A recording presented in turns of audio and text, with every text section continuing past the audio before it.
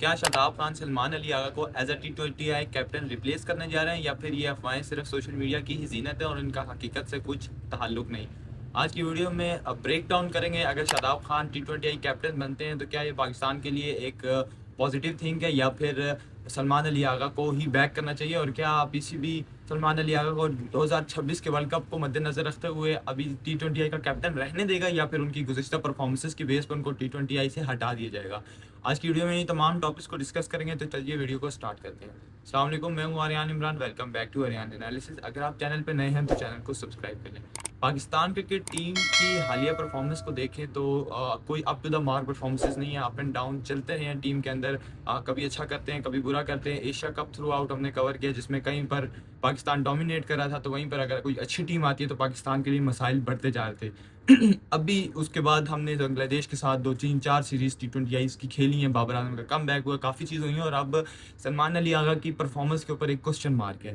As a captain शायद इतना मसाइल ना हो, लेकिन as a batsman, as a bowler, as an allrounder Shadab Khan को अब मद्देनज़र रखा जा रहा है कि वो सलमान अली आगा को रिप्लेस करेंगे, जो कि सोशल मीडिया के ऊपर बातें चल रही हैं। और राशिद लतीफ़ इसके हक़ में है कि सलमान अली आगा को शादाब खान से रिप्लेस करना चाहिए, और अगर नहीं भी रिप्लेस किया जाता तो शादाब खान को T20I जो 2026 का वर्ल्ड कप है उसके लिए टीम के 15 रुकनी स्क्वाड के अंदर होना चाहिए।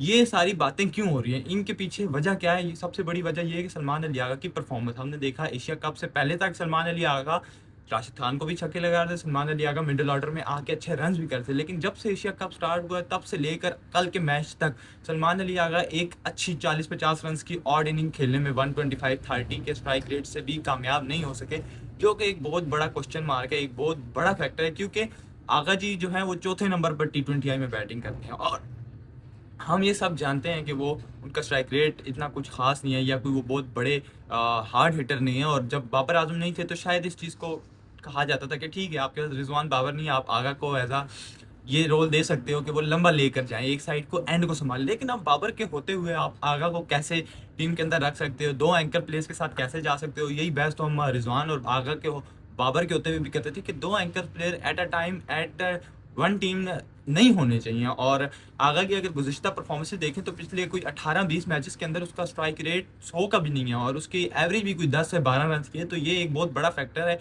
क्योंकि आगा फिर अगर वैसे देखा जाए T20I को, तो आगा एक प्लेयर की जगह खा रहा है, ना वो बैटिंग में परफॉर्म कर पा रहा है, बॉलिंग वो करता नहीं है क्योंकि साइम अयूब से बॉलिंग करवाई जाती है। तो फिर हम आगा की जगह क्यों ना किसी ऐसे प्लेयर को यूज़ करें, किसी ऐसे प्लेयर को यूटिलाइज करें जो कि ज़्यादा इम्पैक्ट डाल सकता हो चौथे पाँचवें नंबर पर। और वो प्लेयर कौन है? वो प्लेयर था हसन नवाज, वो प्लेयर था मोहम्मद हारिस, जिसको आगा ने अपनी कप्तानी में एशिया कप में कहा था कि अगर मैं अपनी कप्तानी में आगा, हसन नवाज, हारिस और साइम को बड़ा प्लेयर नहीं बना सकता तो शायद ये मेरी नाकामी होगी। और अल्फाज तो उन्होंने कह दिया, लेकिन अब वो टीम से तीनों में से एक सिर्फ साइम खेर है और दूसरे दोनों को टीम से ड्रॉप किया हुआ है। आई थिंक अगर आगा को ड्रॉप किया जाता है, वैसे तो सिर्फ PCB ऐसा कुछ नहीं करेगा, आगा के साथ ही जाया जाएगा 2026 के वर्ल्ड कप तक। और हाँ, अगर वहाँ पर उससे परफॉर्म नहीं होता तो शायद चेंजेस की जाएँ। और यही एक वजह है कि जिसकी वजह से लोग बातें कर रहे हैं शादाब खान को टीम के अंदर लेकर आने की भी, और Shadab Khan as a T20I captain Agha को रिप्लेस करें। आगा की परफॉर्मेंसेस ने एक सिनेरियो बना दिया है, एक स्ट्रॉन्ग सिनेरियो बना दिया शादाब खान के कम बैक के लिए एज अ T20I कैप्टन। वहीं पर अगर शादाब खान को थोड़ा सा कंपेयर करें या उनके थोड़े से स्टैट देखें तो शादाब खान एक ऑलराउंडर हैं जो कि बैटिंग कर सकते हैं चौथे पाँचवें छठे नंबर पर, तीसरे चौथे पाँचवें छठे सातवें नंबर पर, मिडिल ऑर्डर के अंदर कहीं पर भी उनको भेजा जा सकता है। हमने PSL के अंदर भी देखा, जब वो यूनाइटेड की कप्तानी करते हैं तो वो इसी तरह टॉप द ऑर्डर आते हैं और अकॉर्डिंग टू सिचुएशन अपनी टीम को 30-35 रन की इनिंग खेल कर देते हैं। वहीं पर वो एक लेग स्पिनर है जो कि मिडिल ओवर्स में आकर जब दायरा खुल जाता है तो वो वहाँ पर विकेट टेकिंग ऑप्शन हो सकते हैं। और फिर अगर फील्डिंग की बात की जाए तो शायद शादाब खान की फील्डिंग किसी से भी ढकी छुपी नहीं है, एक गन फील्डर है और हमेशा फील्डिंग से इम्पैक्ट डालते रहे हैं। तो अगर इन तीन चीज़ों को मद्देनजर रखें, बैटिंग, बॉलिंग और फील्डिंग, तो इवन अगर शादाब बॉलिंग में नहीं परफॉर्म करते, मैं एक मिसाल दे रहा हूँ, तो बैटिंग और फील्डिंग में कर देंगे, फील्डिंग में नहीं करते तो बॉलिंग और बैटिंग में कर लेंगे, तो वो एक कंप्लीट आपके पास पैकेज है जो कि बैटिंग भी कर सकता है, बॉलिंग भी और फील्डिंग भी। तो अगर इस चीज़ को मद्देनज़र रखते हुए जो पिचेज़ हैं श्रीलंकन पिचेज़ उनको मद्देनज़र रखें तो ऑब्वियस है कि थोड़े से स्पिन ट्रैक्स होंगे, तो वहाँ पर शादाब खान की ज़रूरत पड़ेगी। लेकिन वहीं पर हम शादाब खान को as an allrounder, as an bowling allrounder team के अंदर देखना चाहते हैं। वहीं पर शादाब खान की अगर बॉलिंग परफॉर्मेंसेज देखें तो पिछले 2022 के बाद 2023 का जो वर्ल्ड कप था, सबसे बुरा वर्ल्ड कप शादाब खान का गया, ओडीआई वर्ल्ड कप, जिसमें उनकी बॉलिंग बिल्कुल एक्सपोज हुई। वहां पर वो विकेट्स नहीं ले पा रहे थे, वहां पर वो अच्छी लाइन और लेंथ पर बॉलिंग नहीं कर पा रहे थे। और फिर हमने देखा कि 21-22 के बाद शादाब खान ने एज एन बॉलिंग ऑलराउंडर से अपने आप को ट्रांसफॉर्म किया बैटिंग ऑलराउंडर की तरफ, और अपनी बैटिंग की जो खिदमात थी उनको बढ़ाने की कोशिश की, और as a batting allrounder team के अंदर खेलने की कोशिश की, जो कि बहुत बड़ा एज फैक्टर है, क्योंकि हमें शादाब खान से एट द एंड बॉलिंग चाहिए। अगर वो बैटिंग करते हैं तो वो एक पॉजिटिव थिंग है। ये एक वजह थी कि शादाब खान टीम से ड्रॉप भी हो गए, और फिर उनकी इंजरी का भी एक फैक्टर आया। और इंजरी के बाद जब PSL 10 के अंदर टीम के अंदर इस्लामाबाद यूनाइटेड में आए, तो वहाँ पर उन्होंने कदर बेहतर performances the, with the ball भी और विद द बैट भी। उनको विकेट्स भी वहाँ पर मिली, और फिर उसके बाद उनका T20I टीम के अंदर एज एन वाइस कैप्टन जो है वो वापसी होती है। और फिर हमने न्यूजीलैंड में देखा आगा की कप्तानी और शादाब खान की वाइस कप्तानी में, वहाँ पर भी एक बड़ा मेजर फ़र्क है, जहाँ पर सुफियान मुकीम अच्छी लाइन और लेंथ से विकेट्स ले रहे और अच्छी इकॉनमी से बॉलिंग करते, वहीं पर शादाब खान को रन भी पड़े थे, और वो लाइन और लेंथ पर बॉलिंग भी नहीं कर पा रहे थे।